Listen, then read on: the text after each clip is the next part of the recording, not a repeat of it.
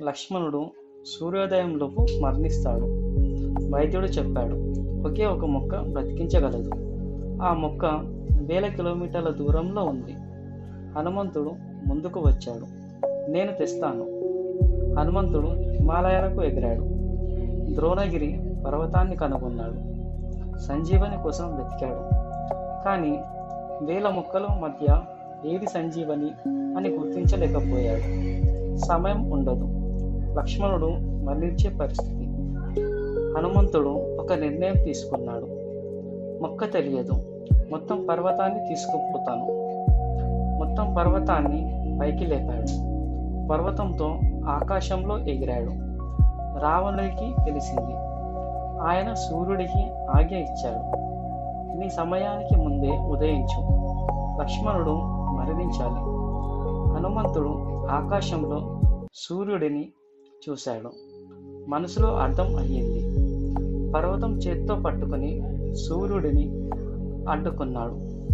పర్వతం చేత్తో ఉండగానే అయోధ్య మీదుగా వెళ్ళాడు. భరతుడు చూశాడు. రాక్షసుడు అని అనుకున్నాడు.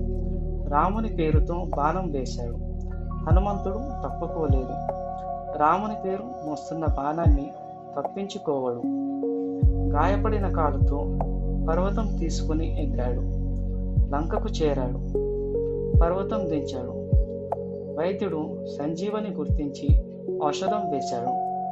లక్ష్మణుడు కళ్ళు తెరిచాడు. రాముడు హనుమంతుని హత్తుకున్నాడు.